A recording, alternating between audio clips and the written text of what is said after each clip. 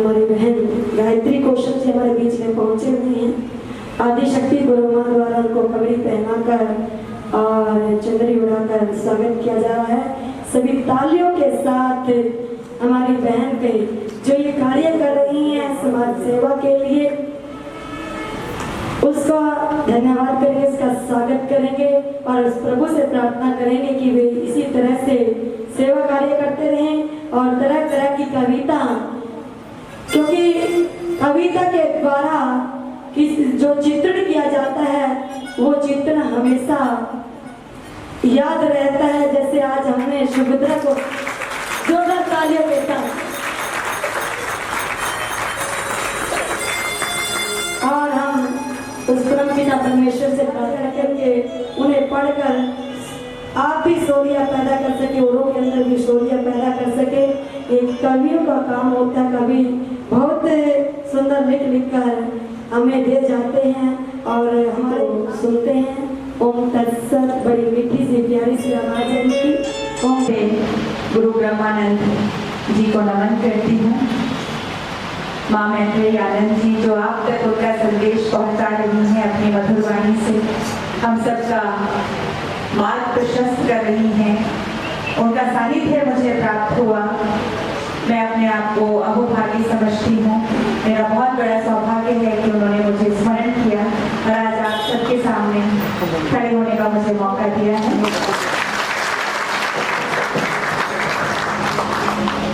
सच कहिए तो संतों का सानिध्य हमारे जीवन की सबसे बड़ी उपलब्धि है।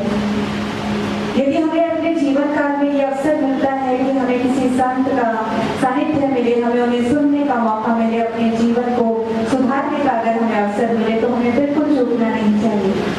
और इस तरह का मौका मुझे मिला, मैं झटपट दौड़ी आई।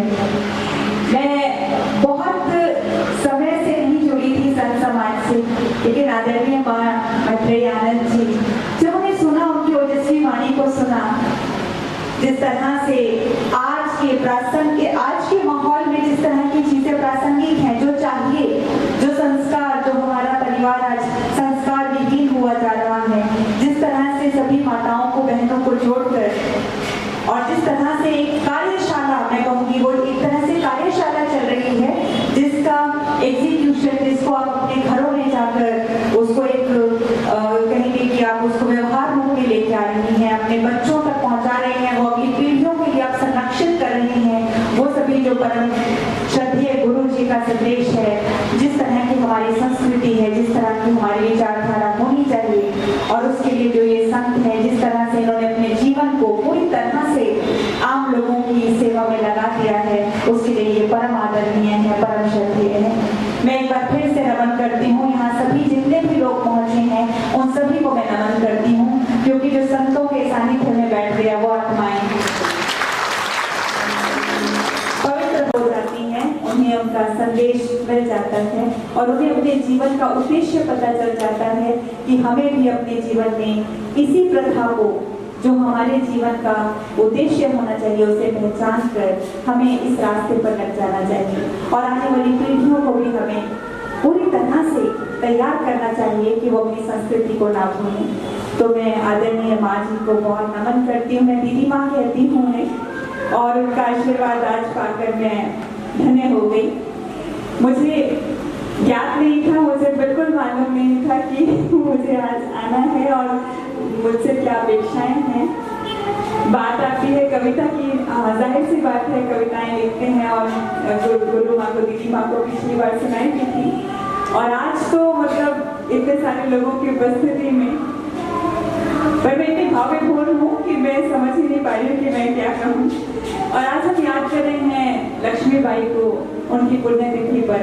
तो जितनी भी वीरांगनाएं, जितनी भी यहाँ मेरी प्यारी बेटियाँ बैठी हैं, बहनें बैठी हैं, माएँ बैठी हैं, वो सभी उस महान हस्ती की, उस महान आत्मा की जीवन से प्रेरणा लेकर अपने जीवन में उस तरह का ओज लेकर आए, उस तरह की एक मर्यादित जीवन हम लोग जिए, इसी तरह की हम लोग सोच रखते हैं। और यहाँ उपस्थित सभी लोग मेरे ख्याल से मेरी इस बात से सहमत होंगे कि हम अपनी संस्कृति को बहुत ऊंचा उठाएंगे और गुरु माँ का जो संदेश है, दीदी माँ का जो संदेश है, उसे आगे तक लेकर जाएंगे।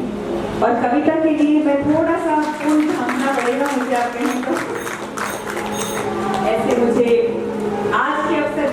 विशेष होना चाहिए था, पर मुझे लगा नहीं था कि आज मेरे पिता जो कि फौज में थे, फौजी थे और बहुत 65 और 71 की लड़ाई में लड़े भी थे। बहुत बचपन से उनको शौक था कि वो आर्मी में जाएं, तो वो 10वीं पास करते ही बस भर्ती होने चले गए थे। उस वक्त जो है पाकिस्तान और चाइना से जो युद्ध थे हुए, उनमें मेरे पिताजी की सहभागिता रही। तो मैं आपके सामने कुछ पंक्तियां जो मैंने लिखी थी उन्हें समर्पित, कि जीवन कर्म युद्ध है, यही सीखा आपसे, इसीलिए तो कभी भी हार नहीं मानती हूँ मैं। खड़ा होना पड़ता है कभी अपनों से भी विमुख, लेकिन मूल्यहीन जीवन प्राणहीन काया की तरह है, यही जानती हूँ। मेरे पिता ही धरती पर मेरे आराध्य हैं, और किसी पंथ, किसी धर्म, किसी उपदेश को कहाँ मानती हूँ मैं। कहीं जब हल नहीं मिलता किसी परेशानी का, फिर स्मृतियों के संचित कोश से पापा कहते थे वाली पुस्तक टटोलती हूँ। वही लिखे हैं सब उत्तर, बखूबी जानती हूँ मैं। मेरे पापा जहाँ भी हो हमेशा देखते रहना, जीवन में मुझ नादान को हमेशा ही दिशा देना। कहीं से लौट आओ ना, प्रतीक्षा में खड़ी हूँ मैं, चल पाऊँ बिना पकड़े उंगली है पापा की, भला कहाँ इतनी बड़ी हूँ मैं। मन भावी बोर हो जाता है, क्योंकि आप समझ सकते हैं कि स्मरण हो आता है उनका। तो एक दीदी माँ के आदेश पर एक सुना देती हूँ आपको, क्योंकि जिस तरह का हम अपने जीवन में किसी न किसी कठिन परिस्थिति से गुजरते हैं। एक गजल सुना दो आपके अनुमति है? चलिए ठीक। बीते लम्हात को ही क्यों ना खंगाला जाए, बीते लम्हात को ही क्यों ना खंगाला जाए, किसी सूरत ये कठिन दौर निकाला जाए। हम सबके जीवन में जब कभी ऐसी परिस्थिति आए, हम सबके जीवन में कभी ऐसी परिस्थितियां आती हैं जब हमें अपने कुछ मधुर समय को याद करके उस समय को हमें काटना पड़ता है। जब हमने अपनों को खोया था कोविड के दौरान, तो उस समय मैंने ये पंक्तियां लिखी थी कि बीते लम्हात को ही क्यों ना संभाला जाए, किसी सूरत ये कठिन दौर निकाला जाए। मैंने जिद की ही नहीं है किसी रिश्ते में कोई, मैंने जिद की ही नहीं है किसी रिश्ते में कोई, मैंने जिद की ही नहीं है किसी रिश्ते में कोई। मेरी कोशिश है कि रिश्तों को संभाला जाए, मेरी कोशिश है कि रिश्तों को संभाला जाए। और जब हमें विरह किसी का भोगना पड़ता है अपने जीवन में, तो दो पंक्तियां लिखेगा। हिजर कट सकता है यादों के सहारे हंसकर, हिजर कट सकता है यादों के सहारे हंसकर, हिजर कट सकता है यादों के सहारे हंसकर। हिजर मतलब जुदाई, हिजर कट सकता है यादों के सहारे हंसकर, क्या जरूरी है इसे दर्द में ढाला जाए, क्या जरूरी है इसे दर्द में ढाला जाए। और देखिएगा, कहते हैं वक्त जो है वो तरह तरह के रंग दिखाता है। तिरगी बोलते हैं अंधेरे को, तो तिरगी हो जाती है। देखिएगा, वक्त की तिरगी हो जाती है हावी अक्सर, वक्त की तिरगी हो जाती है हावी अक्सर, वक्त की तिरगी हो जाती है हावी अक्सर। चाहता कोई नहीं दिल से उजाला जाए, चाहता कोई नहीं दिल से उजाला जाए। और देखिएगा, हम सभी की तलाश अपने अंदर मुड़ने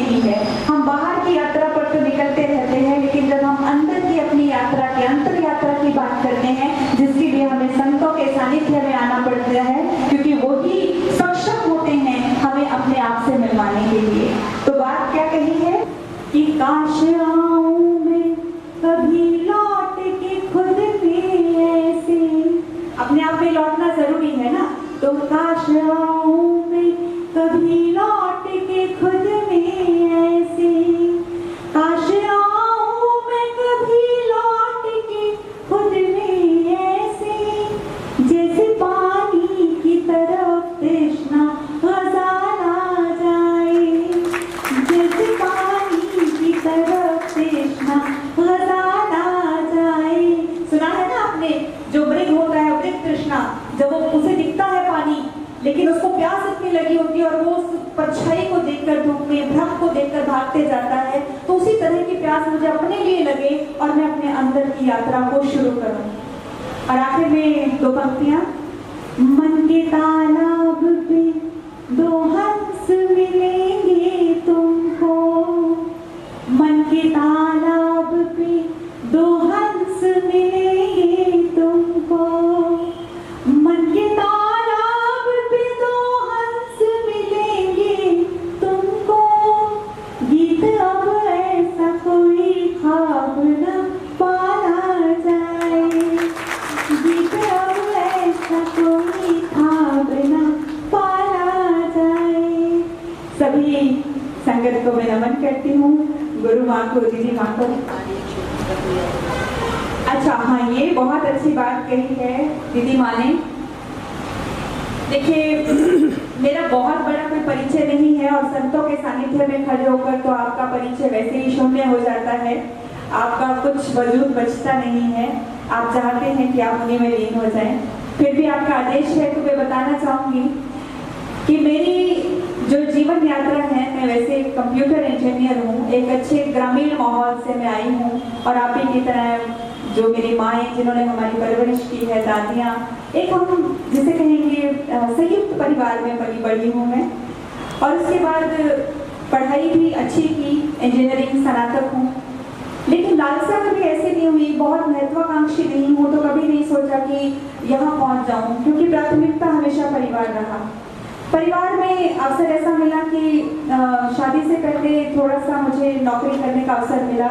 मैं कॉलेजेस में पढ़ाया, मैंने 2-3 कॉलेजेस में मैं लेक्चरर रही, लेकिन मेरा विवाह होने के बाद एक छोटी बच्ची 7 महीने की मैंने उसे जन्म दिया, तो उसको बहुत देखभाल की ज़रूरत थी।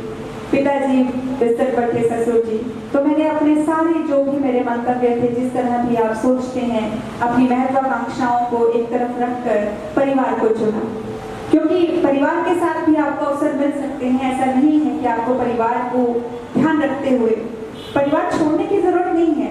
और मुझे लगता है महिलाएं इतनी सक्षम होती हैं कि वो चाहें तो कितनी चीजें संभाल सकती हैं, बशर्ते अपनी ऊर्जा को गलत तरफ ना लगाएं। जब हम अपनी ऊर्जा का जैसे व्यय करते हैं कि हम बैठ गए किसी की संगत में, 5 घंटे हमने चुगली में खराब कर लिए, 2 घंटे यहाँ खड़े हो गए, वो भी तो समय ही होता है ना, तो उसी समय का सदुपयोग करके आप बहुत कुछ कर सकते हैं। तो कोई मुझे महिला जब ये कहे ना कि मैं तो घर देख रही थी, इसके बारे में कुछ नहीं किया, तो मैं इस बात से सहमत नहीं होती हूँ। आप घर के साथ बिल्कुल अपना व्यक्तित्व विकास कर सकते हैं, अपनी यात्रा को निर्बाध रूप से जारी रख सकते हैं, जो चाहे वो कर सकते हैं। उसका मैं आपके सामने एक उदाहरण हूँ। ठीक है, पढ़ा लिखा होना उसने मुझे सहयोग दिया, लेकिन संस्कार होना बहुत जरूरी होता है। जब आप परिवार को प्राथमिकता तभी दे पाएंगे अगर आपके परिवार में ये आपकी परंपरा रही है कि परिवार को नरक से सेवा नारायण से सेवा, ऐसा मेरे दादाजी कहा करते थे कि बेटा अगर घर में कोई दुखी है, किसी का मन दुखा के, किसी को भूखा छोड़ के अगर आप बाहर काम करने जा रहे हैं ना, तो कोई फायदा नहीं है उस काम को करने का। तो यही मैंने सोचा और मुझे ईश्वर का, परमपिता का, अपने बुजुर्गों का स्नेह और आशीर्वाद मिला। फिर मन में कहीं इच्छा थी कि परिवार तो अपनी सबसे नजदीकी एक छोटी सी अपनी यूनिट है, प्राथमिकता है आपका परिवार सबसे पहले, लेकिन उसके बाद समाज।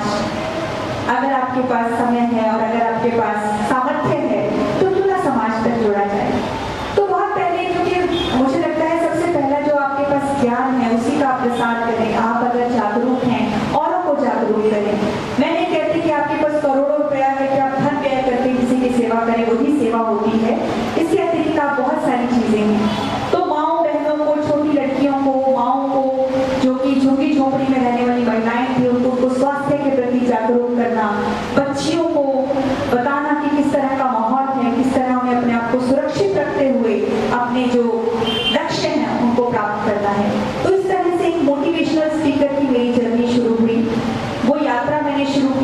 सरकारी स्कूलों में आज भी करीबन नियमित रूप से कम 200-250 सरकारी स्कूलों में मेरा आना जाना होता है, जहाँ मैं बच्चियों को संबोधित करती हूँ, जहाँ मैं छोटे बच्चों को बताती हूँ कि जीवन में लक्ष्य निर्धारण कितना जरूरी है। उसके बाद जो घरेलू महिलाएं हैं वो स्वावलंबी हों, उन्हें किस तरह की ट्रेनिंग दी जाए, तो उन्हें सरकारी बहुत सारे ऐसे सिस्टम है जिनकी जानकारी नहीं होती है, तो उनकी जानकारी उनको उपलब्ध करवा के उन्हें वो रोजगार के, स्वरोजगार के, अपने पैरों पर खड़े होने के अवसर उपलब्ध कराने का कार्य भी किया। इसके अतिरिक्त अगर मैं बात करूं, बहुत सारे ऐसे अनुभव हुए इस दौरान, क्योंकि आप समझ सकते हैं कि अलग अलग तरह के लोग होते हैं, भांति भांति के लोग होते हैं, तो कई बार आपको स्वीकार किया जाता है, कई बार आपको अस्वीकार किया जाता है। कोविड के दौरान जब हम लोगों को जागरूक कर रहे थे कि अपना मानसिक स्वास्थ्य बनाने के लिए योग कितना जरूरी है, आप योग के साथ जुड़कर अपने आप को स्वस्थ रख सकते हैं, क्योंकि हम लोग शारीरिक स्वास्थ्य